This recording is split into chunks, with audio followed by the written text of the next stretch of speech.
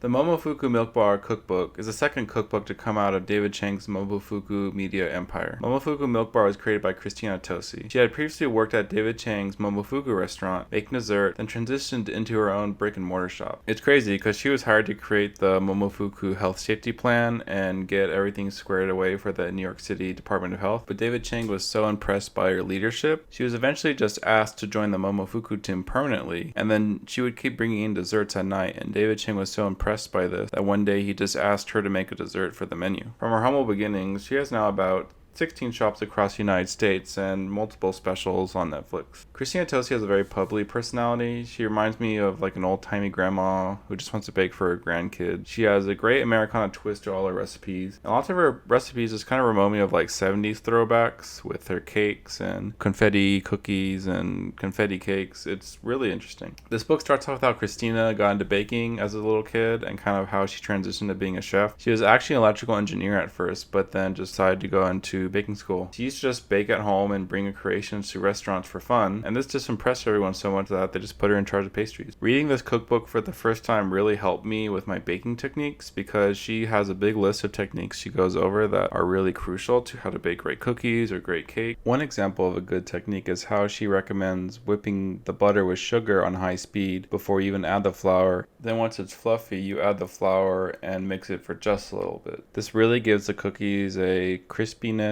but yet kind of chewy interior. It's by far the best thing I've got out of this book. She also gives a lot of backstory about Momofuku Milk Bar, how she first started at Momofuku, and then kind of how she's grown Momofuku Milk Bar, and how she also thought of these recipe ideas. I think the recipes in this book are very creative. Most of these recipes cover what Christina has made at the Milk Bar, such as like the cracked pie, the corn cookies, the confetti cake with the confetti crumb, the fudge recipes.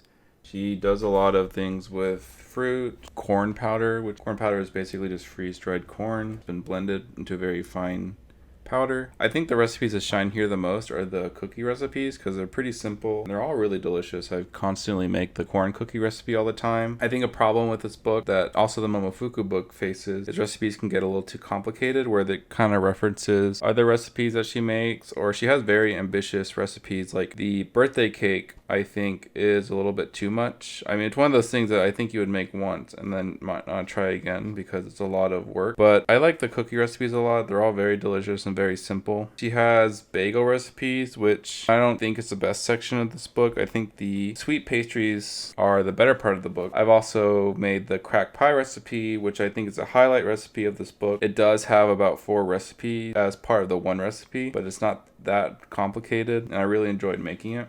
I think one of the great things about this book is each recipe is just a lot of fun to make.